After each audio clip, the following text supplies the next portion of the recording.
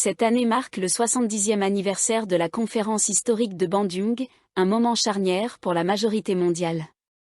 Il s'agissait du tout premier sommet des dirigeants indépendants d'Afrique et d'Asie, un symbole de la volonté déterminée de briser l'indépendance purement symbolique qui a suivi la fin du colonialisme. Bandung offre des leçons essentielles à la majorité mondiale sur la manière de relever les défis de la création d'un nouvel ordre multilatéral. Ce projet géopolitique déterminant du XXIe siècle doit avoir l'Afrique et l'Asie en son centre. La conférence historique de Bandung, en Indonésie, s'est tenue du 18 au 24 avril 1955. Elle réunissait des figures emblématiques telles que Wang Lé de Chine, Jawaharlal Nehru d'Inde, le président égyptien Gamal Abdel Nasser, UNU de Birmanie et le président indonésien Sukarno, qui en était l'hôte. Des dirigeants du Libéria, du Soudan, de la Gold Coast, de la Jordanie, de l'Iran, de Ceylan, du Népal, du Pakistan et des Philippines étaient également présents. La conférence s'est tenue dans un contexte de division mondiale croissante entre l'Est et l'Ouest.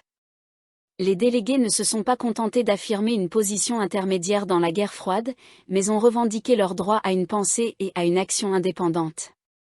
De nombreuses puissances occidentales, notamment les États-Unis, étaient hostiles à cette conférence et à toute idée d'alliance entre les nations d'Afrique et d'Asie. Washington craignait de perdre son contrôle sur ces pays et les ressources naturelles qu'elle et ses alliés avaient exploitées pendant des années. Ces craintes étaient justifiées, car l'union des anciennes colonies pour affirmer leur autonomie était une étape nécessaire vers une véritable indépendance. La remise en question du contrôle américain et de ses politiques d'endettement et d'aide internationale représente une victoire en faveur de la souveraineté des nations du Sud. Le discours d'ouverture de Sukarno est mémorable. Il a averti les dirigeants présents de ne pas croire que le colonialisme était mort. On nous dit souvent, le colonialisme est mort. Ne nous laissons pas tromper ou apaiser par cette idée. Je vous le dis, le colonialisme n'est pas encore mort. Comment peut-on dire qu'il est mort alors que de vastes régions d'Asie et d'Afrique ne sont toujours pas libres? Et, je vous en prie, ne considérez pas le colonialisme uniquement sous sa forme classique, telle que nous l'avons connue en Indonésie et ailleurs en Asie et en Afrique. Le colonialisme revêt également des formes modernes, contrôle économique, contrôle intellectuel, contrôle physique par une communauté étrangère minoritaire dans une nation. C'est un ennemi habile et déterminé qui se présente sous de nombreuses formes. Il ne renonce pas facilement à son butin. Sukarno a ajouté, partout, à tout moment et sous toutes ses formes, le colonialisme est un mal qu'il faut éradiquer de la surface de la Terre. Les 28 autres dirigeants ont prononcé des discours tout aussi percutants, mettant en garde contre les dangers du colonialisme et appelant à l'unité, à l'autodétermination, au respect mutuel de la souveraineté, à la non-agression et à l'égalité. La déclaration finale de la conférence a posé les bases de la coopération mondiale avec des propositions concrètes dans les domaines économiques, politiques, technologiques et culturels. Elle a proclamé le soutien à la liberté et à l'indépendance de tous les peuples et a condamné toutes les formes de colonialisme et de racisme.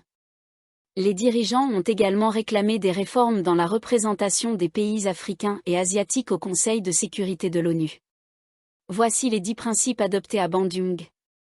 Respect des droits fondamentaux de l'homme et des principes de la Charte des Nations Unies. Respect de la souveraineté et de l'intégrité territoriale de toutes les nations. Reconnaissance de l'égalité de toutes les races et de toutes les nations, grandes et petites. Non-intervention dans les affaires intérieures d'un autre pays. Respect du droit de chaque nation à se défendre. Abstention de toute pression ou ingérence de la part des grandes puissances. Renonciation à toute agression ou menace d'agression. Règlement pacifique des différends internationaux. Promotion des intérêts mutuels et de la coopération. Respect de la justice et des obligations internationales. L'esprit de Bandung a conduit à la création en 1961 du mouvement des non-alignés, MNA, puis du groupe des 77 en 1964.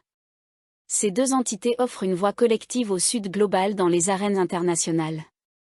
Aujourd'hui, l'espoir incarné par le bloc des BRIC, Brésil, Russie, Inde, Chine, Afrique du Sud, et ses nouveaux membres, Iran, Éthiopie, Égypte, Émirats arabes unis, Indonésie, trouve ses racines dans Bandung.